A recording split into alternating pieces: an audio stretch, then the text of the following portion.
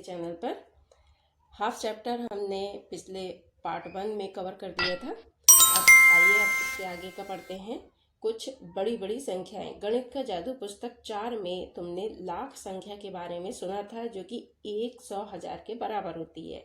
तुमने पढ़ा था कि हमारे देश में लगभग 1 लाख ईंट के भट्टे हैं, जहाँ पर ईंटें बनाई जाती हैं। वहाँ पर आपने 1 लाख ईंट शब्द सुना था, 1 लाख शब्द सुना था ना। तो वहीं से अब हम आगे चलते हैं। तुमने इसके अलावा लाख संख्या के बारे में और क्या सुना है? तो लाखों बच्चों, हमने शब्द ये बहुत बार सुना है हमने आपस में ना। जैसे लाखों बच्चों ने नीट की परीक्षा उत्तीर्ण की, लाखों लोग नैनीताल घूमने के लिए आए। तो इस तरह से हम लाखों शब्द कई बार सुनते आए हैं। अब आगे देखिए, 1,000 की संख्या लिखो। अब 100,000 लिखो तो 1 लाख की संख्या में कितने शून्य? देखो बच्चों, 1,000 में 3 जीरो होते हैं। जैसे 1,000, 2,000, 3,000, सब में देखिए 3 जीरो है, 3 शून्य है। 5,000, 8,000, 9,000, 10,000, इसमें भी 10 अलग है और 3 शून्य वो अलग हैं। 10 को तो हम 10 ही लिखेंगे ना, और 1000 उसमें 3 शून्य लगा देंगे। जैसे आपने 1,000 में 2,000 में 3 शून्य लगाए थे ना, ऐसे ही 10,000 में हम 3 शून्य लगा देंगे तो ये 10,000 हो गया। अब आप 100,000 कैसे लिखेंगे? वो भी बहुत सिंपल है। 100 में 100 कैसे लिखते हैं? 100, यानी डबल जीरो लगा देते हैं। 1 लगा के उसके पीछे डबल जीरो लगा देते हैं। ये तो हो गया आपका 100। अब 1000 कैसे लिखेंगे? 1000 में, जैसे आपने 1000 में, 1,000 में, 2,000 में, 3,000 में 3 जीरो लगाए थे ना सब में, ऐसे ही 3 जीरो हम इसके पीछे लगा देंगे। यानी 100 के पीछे हम 3 जीरो लगा देंगे तो हो जाएगा ये 100,000। अब इसको आप गिनिए, देखिए 1s, 10s, 100, 1000, 10,000, लाख। अब ये आ गया ना, 1 लाख हो गया। तो 100,000 और 1 लाख संख्या ये बराबर होती है। 1 लाख में बच्चों कितने शून्य होते हैं? 1 लाख में 5 शून्य होते हैं। नेक्स्ट क्वेश्चन इज, हमारे देश में लगभग 2 लाख नावें हैं। उनमें से आधी बिना मोटर की है। मोटर बोटों की संख्या कितनी होगी? लिखो। इसमें बच्चों आपको मेंटल मैथ करनी होगी। देखो, इसमें हमारे देश में 2 लाख नावें हैं, तो 2 लाख का आधा कितना हो गया? 2 लाख का आधा 1 लाख हो गया। मैंने आपको पहले भी बताया कि जब किसी चीज़ का आधा करना होता है तो हम उसको क्या करते हैं? 2 से डिवाइड कर देते हैं, तो हमें आधा निकल कर आ जाता है हमारे सामने। तो इसी तरह से यहाँ पर भी ऐसे ही होगा। और वैसे भी किसी भी नंबर का हम आधा करने के लिए उसकी संख्या आधी कर देते हैं। 2 लाख नावें हैं तो 2 लाख का आधा कितना हो जाएगा? 1 लाख। 4 लाख नावें हैं तो 4 लाख का आधा कितना हो जाएगा? 2 लाख। 6 लाख नावें हैं तो 6 लाख का आधा कितना हो जाएगा? 3 लाख। इस तरह से हम उसको सवाल को करते हैं। आगे देखिए, मोटर बोटों में से लगभग 1/4 बड़ी मशीनी नौकाएं हैं। मशीनी नौकाएं कितने हजार हैं? कोशिश करो और बिना लिखे पता लगाओ। देखो बच्चों, इस सवाल को हम 2 तरीके से कर सकते हैं। एक तो हमें 4 से भाग देना होगा, और दूसरा तरीका है हम उसको घटा सकते हैं।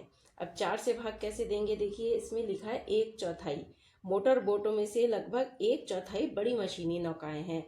तो जो भी संख्या होगी उसको हम 4 से डिवाइड कर देंगे। जैसे कि मान लीजिए हमारे पास 2 लाख नावें हैं, तो 2 लाख को हम 4 से डिवाइड कर देंगे तो हमारा आंसर निकल कर आ जाएगा 50,000, यानी 50,000 निकल कर आ जाएगा। 50,000 नौकाएं हो जाएंगी।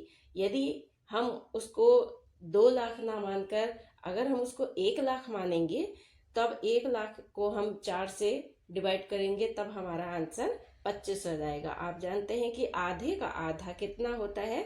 आधे का आधा 1/4 होता है। तो इसीलिए हमने यहाँ पर 4 से इसको डिवाइड किया है। इसका दूसरा तरीका ऐसे भी हो सकता है, जैसे घटाकर मैंने आपको बताया कि 2 लाख का आधा कितना हुआ? 1 लाख, और 1 लाख का आधा कितना हो गया? 50,000। इस तरह से भी आंसर आ सकता है। तो हम दोनों तरीके से इसको कर सकते हैं। एक तो डिवाइड करके, 4 से डिवाइड करके, और दूसरा हम इसको घटाकर कर सकते हैं। आगे देखिए, शायद तुम सोच रहे होगे कि आखिर कितने लोग हैं जिनकी जिंदगी मछलियों से जुड़ी हुई है। कुल मिलाकर लगभग 100 लाख मछुआरे हैं जो मछली पकड़ते हैं। उन्हें साफ करके बेचते हैं। किसको? मछली को साफ करके बेचते हैं, जालों और नावों को बनाते हैं और उसको ठीक करते हैं। इस बड़ी संख्या यानी 100 लाख के लिए हमारे पास एक नाम है, 1 करोड़। बच्चों, जिस तरह से हमने 100,000 को समझा था, उसी प्रकार से हम 100 लाख को समझेंगे। अब आगे देखिए, 100 लाख क्या होता है। लाख में हमने बताया था आपको कितने जीरो होते हैं। 1 लाख में बच्चों 5 शून्य होते हैं, यानी 5 जीरो होते हैं। 2 लाख को हमने बच्चों कैसे लिखा था? 2 लाख को हमने इस प्रकार लिखा था। कितने शून्य थे इसमें? इसमें 1 2 3 4 5 5 शून्य थे, है ना। उसी प्रकार से हम 100 लिखेंगे, 100 लिख देंगे और उसके बाद हम 5 शून्य लगा देंगे। ये देखिए 100, ये हो गया 100। उसके बाद हम 5 जीरो लगा देंगे तो ये बन जाएगा 100 लाख। देखिए कैसे, इसे पढ़िए। इकाई, दहाई, सैकड़ा, हजार, 10,000, लाख। 100 जो है वो लाख की जगह पर आ गया है और उसके बाद 5 जीरो हो गए तो ये हो गया 100 लाख। अब ये करोड़ कैसे बना? देखिए, इकाई, दहाई, सैकड़ा, हजार, 10,000, लाख, 10 लाख, करोड़। अब एक जो है वो किसकी जगह पर आ गया है? वो करोड़ की जगह पर आ गया है। तो ये बन गया आपका 1 करोड़। इसका मतलब ये हुआ कि 1 करोड़ और 100 लाख दोनों बराबर होते हैं। बच्चों, हमने ये देखा 10 million is equal to 1 crore. 100 lakh 1 crore के बराबर होता है। इसमें बच्चों बस कॉमा का पोजीशन चेंज हो जाता है। वो कैसे होता है? देखिए, इंडियन प्लेस वैल्यू सिस्टम में ये देखिए, इकाई, दहाई, 1 करोड़ हम लिखेंगे तो उसमें 3 शून्य के बाद हम फिर 3 शून्य के बाद हम कॉमा लगाएंगे, फिर 2 नंबर पर हम कॉमा लगाएंगे। और इंटरनेशनल प्लेस वैल्यू सिस्टम में हम क्या करते हैं? इसमें हम 3 अंकों के बाद कॉमा लगाते हैं। इंडियन में हम क्या करते हैं?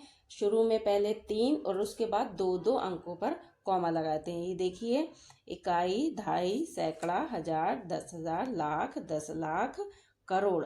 1 करोड़ में इतने शून्य हैं और इसमें हम क्या करेंगे? इंडियन प्लेस वैल्यू सिस्टम में हम ये 3 नंबर के बाद कॉमा लगाएंगे, फिर उसके बाद 2 नंबर के बाद लगाएंगे, फिर 2 नंबर के बाद लगाएंगे। इस तरह से हम लगाते हैं। जबकि इंटरनेशनल प्लेस वैल्यू सिस्टम में हम क्या करेंगे? वो शुरू के ये 3 नंबरों पर हम ही कॉमा लगाते हैं। तो ये थोड़ा सा फर्क है, कॉमा का पोजीशन चेंज हो जाता है। आगे चलते हैं। तुमने 1 करोड़ के बारे में कहाँ सुना? ये किसके लिए उपयोग में आता है? तो 1 करोड़ के हमने अपने बड़े बूढ़ों के मुंह से सुना है। बड़े लोग कहते हैं कि वहाँ लाखों करोड़ों लोग जाते हैं। इस तरह से हमने लाखों और करोड़ों शब्द सुने हैं।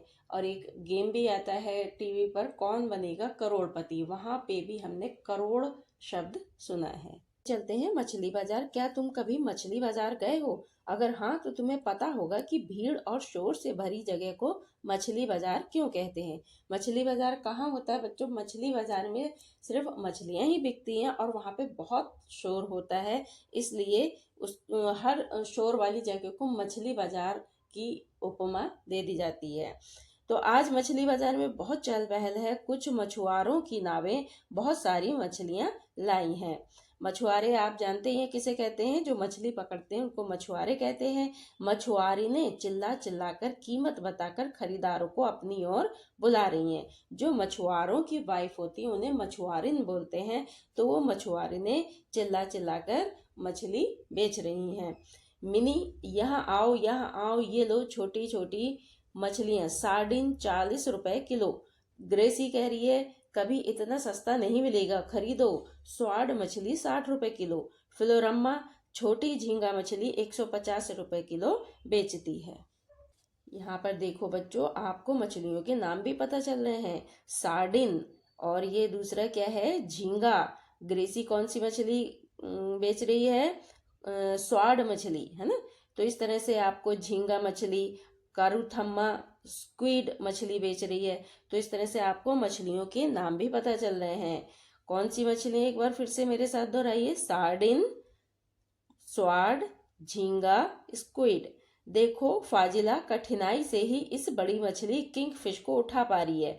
वह कहती है ये मछली 8 किलोग्राम की होगी, मैं इसे पूरे 1200 रुपए में बेचूंगी, यानी 1200 रुपए में बेचूंगी। तो बच्चों अब आपके लिए प्रश्न आ रहा है, फाजिला ने बड़ी मछली किंगफिश को कितने रुपए प्रति किलोग्राम में बेचा?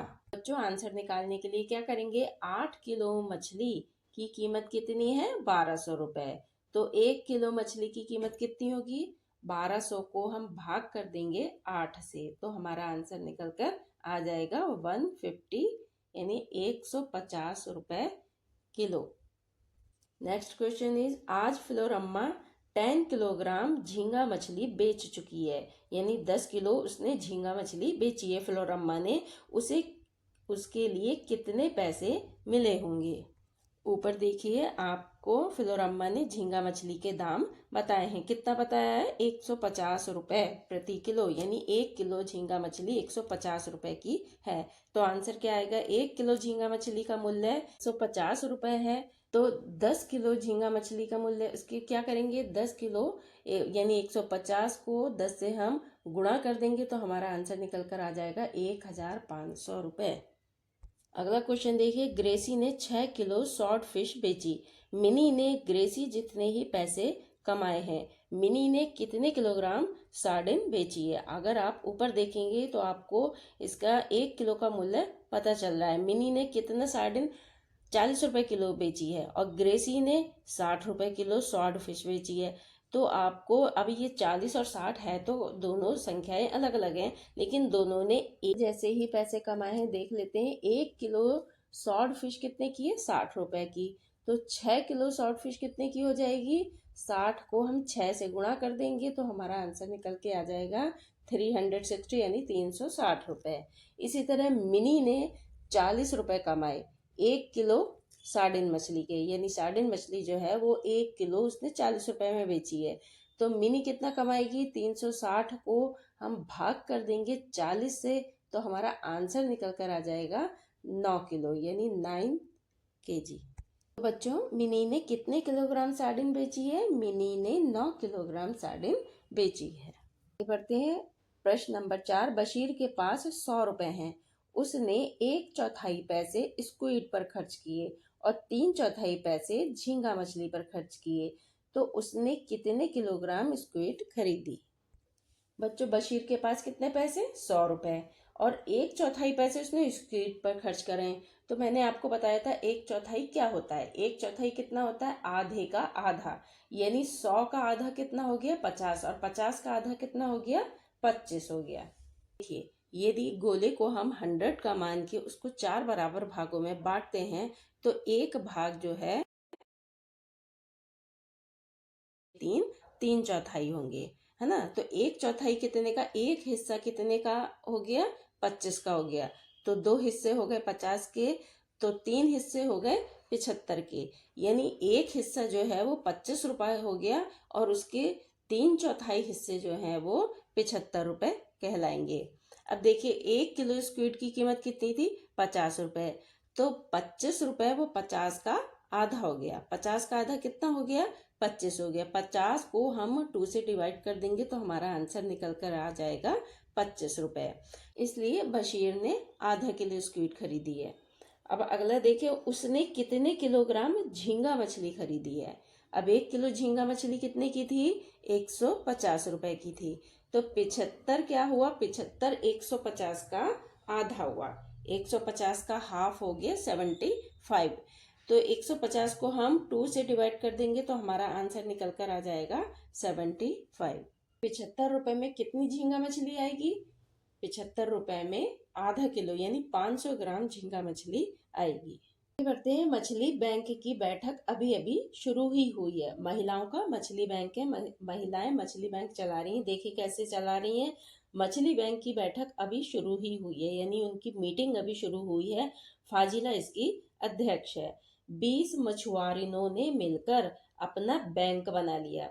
हर एक 25 रुपए हर महीने बचाती है। हर एक महिला जो है, हर एक मछुआरिन वो 25 रुपए बचाती है और बैंक में जमा करा देती है। ये समूह प्रति माह कितना पैसा इकट्ठा करता है? अब ये क्वेश्चन आ गया। हर महीने एक महिला कितने जमा करती है? 25 रुपए। तो ये समूह जो है पूरा, ये कितना पैसा इकट्ठा करता है? अब देखिए, एक मछुआरिन पैसा इकट्ठा करती है 25 रुपए, तो 20 मछुआरिन कितना पैसा इकट्ठा करेंगी? तो 25 को 20 से हम गुणा कर देंगे तो हमारा आंसर निकल कर आ जाएगा 500 रुपए, यानी 500 रुपीज। ये तो बच्चों एक महीने का निकल कर आ गया कि 500 रुपए, 20 महिलाएं 500 रुपए बचा लेती हैं, है ना, इकट्ठा कर लेती हैं। तो पहले एक महीने का कलेक्शन तो हमने फाइंड आउट कर लिया है, 500 रुपए। अब वो आगे कह रहा है कि 10 साल में कितना पैसा इकट्ठा होगा।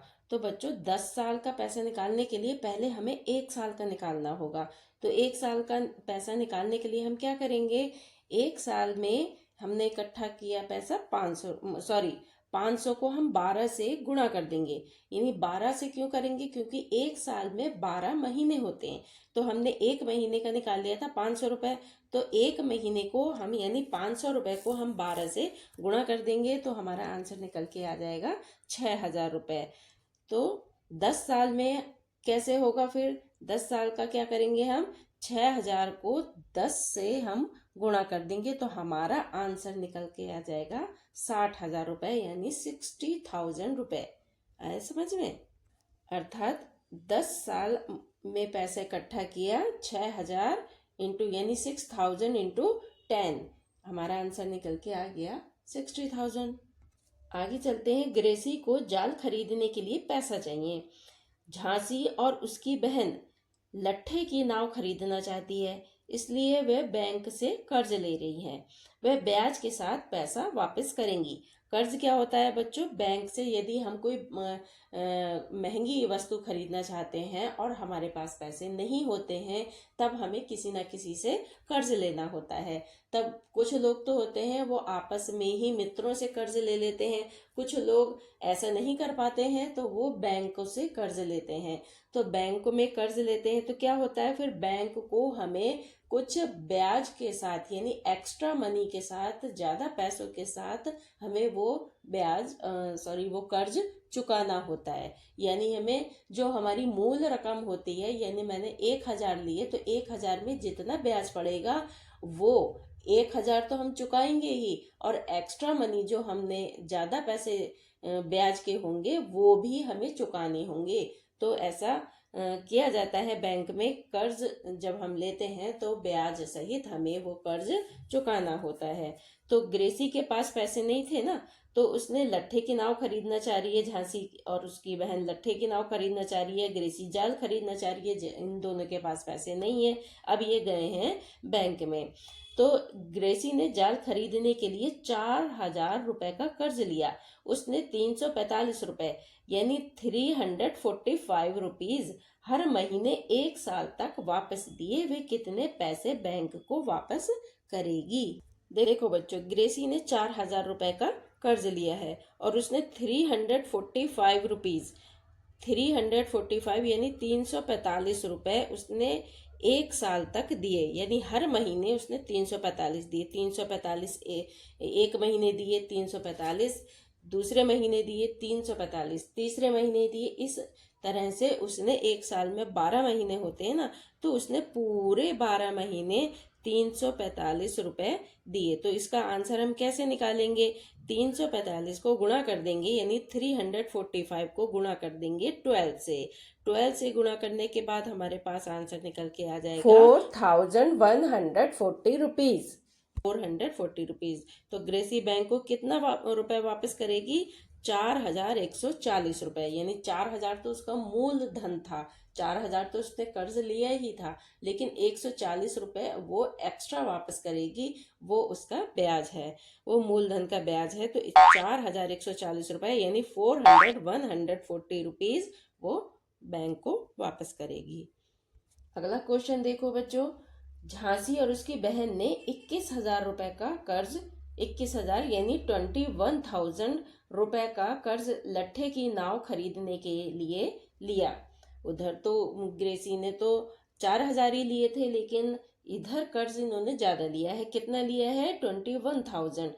तो 21 उन्होंने एक साल में कुल मिलाकर 23,520 रुपीज वापस किए, यानी 23,520 रुपए वापस किए। कर्ज कितना लिया था? 21,000। उन्होंने हर महीने कितना पैसा वापस किया, ये यहाँ पर इन्होंने पूरा टोटल बताया है। अब हमको ये पता करना है कि उन्होंने कुल कितना पैसा, मतलब वापस हर महीने कितना पैसा वापस किया।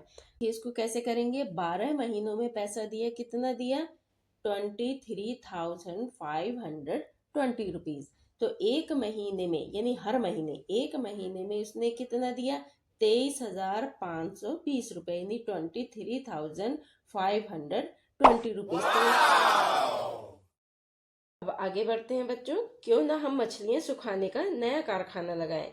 मछली बैंक की मछुआरे ने मछली सुखाने का नया कारखाना शुरू करना चाहती हैं। पंचायत ने कारखाना लगाने के लिए उन्हें कुछ जमीन दे दी है। पिछले कुछ सालों में उन्होंने 74,000 रुपए, यानी 74,000 रुपए बचाए हैं। उन्होंने पता लगाया कि कारखाना लगाने के लिए कितने पैसे की जरूरत है। तो फाजिला ने उन चीजों की सूची बनाई है, लिस्ट बनाई है, जिन्हें उन्हें खरीदना है। तालिका में हर चीज की कीमत और संख्या लिखी हुई है। कुल खर्चा पता करो। चलिए लिस्ट देखते हैं। ताजे पानी के लिए खुदाई, इसकी कीमत है 3,000 रुपए, यानी 3,000 रुपीज है। और एक ही चाहिए, तो एक ही है तो उसको क्या कर देंगे? 3,000 को 1 से गुणा कर देंगे, मल्टीप्लाई कर देंगे, तो आंसर आ जाएगा 3,000, यानी 3,000 रुपए। मछली सुखाने के लिए बांस की अलमारियां चाहिए, वो कितनी चाहिए? 20 चाहिए। चीजों की संख्या लिखा है ना यहाँ 20, और इसकी कीमत कितनी है, इसकी वैल्यू कितनी है? वो 2,000 रुपए है ना। तो बांस की अलमारियां आएंगी 2,000 रुपए की। तो हमें चाहिए कितनी? 20 अलमारियां चाहिए। तो 2,000 को हम 20 से मल्टीप्लाई कर देंगे, तो हमारा आंसर आके आ जाएगा, कितना आ जाएगा? 40,000 रुपए। देखिए, सीमेंट की टंकी चाहिए हमें 4। कितनी चाहिए? 4। और उसकी दाम कितने हैं, उसकी कीमत कितनी है? 1,000। तो 1,000 को 4 से गुणा कर देंगे, तो हमारे पास आंसर आ जाएगा 4,000 रुपए, यानी 4,000 रुपए सीमेंट की टंकी के लिए चाहिए। अब ट्रे और चाकू चाहिए, कितनी चाहिए? 20 चाहिए। और उसका मूल्य कितना है? उसका मूल्य है 300 रुपए।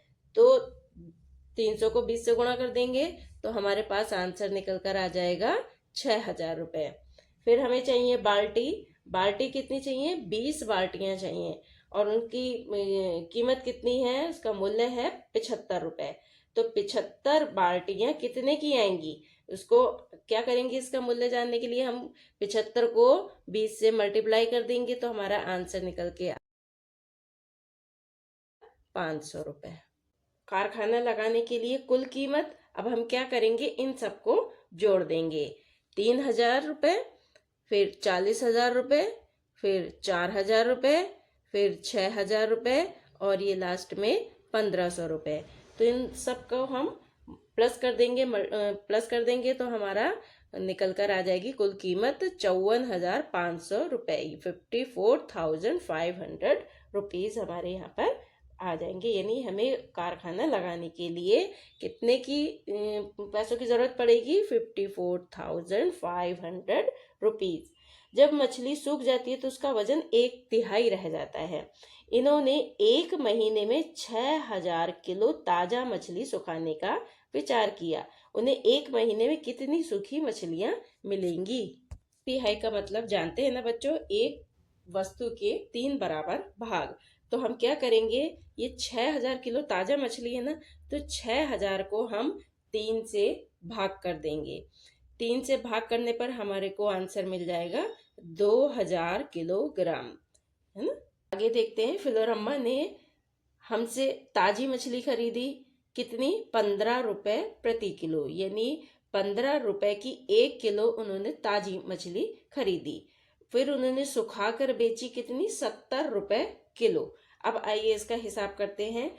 6 किलो ताजी मछली सुखाकर हमें मिलती है कितनी सूखी मछली? का 1/3 कितना था बच्चों? 2 किलोग्राम। हम 6 किलोग्राम ताजा मछली के लिए देते हैं 6 है, ये 6 को हम गुणा कर देंगे, किससे कर देंगे, 15 से। तो हमारा आंसर निकल के आ जाएगा 90 यानी 90 रुपए। 15 से क्यों करेंगे, क्योंकि ऊपर तालिका में देखिए यहाँ पर ये ताजी मछली जो खरीदी है वो 15 रुपीज प्रति किलोग्राम है ना। तो इसीलिए हम उस 6 को 15 से गुणा करेंगे।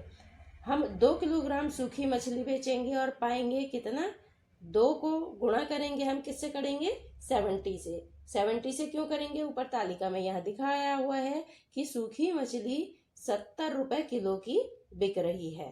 खरीदी हमने 15 रुपए किलो, लेकिन अगर हम उसको सुखा रहे हैं और सुखाने के बाद हम बेच रहे हैं तो वो कितने की बिकेगी, वो 70 रुपए प्रति किलोग्राम बिकेगी। तो 2 को हम मल्टीप्लाई किससे करेंगे, 70 से करेंगे, तो हमारा आंसर निकल के आ जाएगा 140। अतः अगर हम 6 किलो ताजा मछली सुखाएंगे तो हम कमाएंगे, तब हम कितना कमाएंगे, 140 आया था ना हमारा आंसर। 140 को हम 90 से माइनस कर देंगे, यानी 90 घटा देंगे, तो हमारा आंसर निकल के आ जाएगा इधर 50 रुपीज। अब आगे कह रहे हैं, लेकिन अगर हम 6000 किलोग्राम सुखाएंगे तो हमें मिलेंगे कितने। यदि हम 6000 किलो, 6 किलो की बात नहीं हो रही है, ये अब बहुत ज्यादा क्वांटिटी की बात हो रही है, यानी 6000 किलोग्राम सुखाएंगे तो हमें कितने मिलेंगे। तो इसको क्या करेंगे बच्चों, 6 किलो को 6000 बनाने के लिए हम क्या करेंगे, 1000 से गुणा कर देंगे। देखिए 50 आया था ना, हमने 90 रुपीज कम कर दिए थे, माइनस कर दिए थे, तो हमारा आंसर 50 आया था। 50 आया था, तो उस 50 को हम 50 यानी 50 को हम 1000 से गुणा कर देंगे तो हमारा आंसर आ जाएगा 50,000 यानी 50,000 रुपए। आगे देखिए बच्चों, झांसी कह रही है मैंने पता लगाया है कि हमें हर महीने 6000 किलोग्राम मछली के लिए 1500 किलोग्राम नमक की जरूरत पड़ेगी। नमक की कीमत 2 रुपए प्रति किलोग्राम है, तो इसकी कीमत कितनी होगी। नमक को क्या करेंगे, नमक को हम 1500 रुपए है ना, ये मतलब 1500 किलोग्राम है नमक, और उसकी कीमत कितनी है, उसका मूल्य कितना है, 2 रुपए। तो 2 रुपए से 2 से हम गुणा कर देंगे 1500 को, तो हमारा आंसर आ जाएगा कितना आएगा, 3000 रुपए है ना। मछली को सड़ने से बचाने के लिए, उसको सुखाने के लिए हमें नमक की जरूरत पड़ती है। तो खाली मछली को ऐसे ही धूप में नहीं रख देंगे, उसको फिर धूप में रखना पड़ता है ना, तो ऐसे ही खुला नहीं धूप में रखेंगे, पहले उसमें नमक लगाएंगे मछली में, फिर उसको धूप में रखेंगे। तो इसके लिए हमें नमक की जरूरत पड़ेगी। नमक हमें 1500 किलोग्राम यानी 1 किलो 1.5 किलो हमें नमक चाहिए। 1 किलो 500 ग्राम का मतलब है 1.5 किलो हमें नमक चाहिए, और नमक की कीमत कितनी है, 2 रुपए। तो 1500 को 2 से हम गुणा कर देंगे तो हमारा आंसर आ जाएगा 3000 रुपीज यानी 3000 रुपए। अब उसको मछली को पैकिंग भी करनी होगी मछली की, उसको बस का किराया भी, एक जगह से दूसरी जगह ले जाने के लिए बस का किराया भी चाहिए, बस भी चाहिए है ना। तो बस का किराया कितना लगेगा, पैकिंग और बस का किराया ये मिलाकर हो गया 3000 रुपए। तो कितना खर्चा हो गया, 3000 नमक का और 3000 पैकिंग और बस का, टोटल कितना हो गया, 3 और 3 6000 यानी 6000 रुपए। इस तरह मछलियों को सुखाने का, पैकिंग का और बस का मासिक खर्चा हमारा आ जाता है 6000 रुपए। तो 6000 रुपए में से अब हम क्या कर देंगे, जो हमारा 50,000 आया था ना, 50,000 में से हम 6000 रुपए घटा देंगे, तो हमारा जो 44,000 यानी 44,000 रुपीज निकल कर आ जाएगा। तो हमारा आंसर 44, इनका जो फाजिला का जो इन लोग की गणना थी, मछुआरों की जो गणना थी वो बिल्कुल सही थी। तो बच्चों ये चैप्टर यहीं पे समाप्त होता है। इस चैप्टर के फर्स्ट पार्ट का लिंक मैं डिस्क्रिप्शन बॉक्स में डाल दूंगी, आप डिस्क्रिप्शन बॉक्स में जाके लिंक को खोल सकते हैं। बच्चों यदि वीडियो आपको समझ में नहीं आता है या कोई सवाल समझ में नहीं आता है तो वीडियो को पॉज करके देखिए, इससे आपको सवाल को समझने में, वीडियो समझने में अच्छी हेल्प मिलेगी।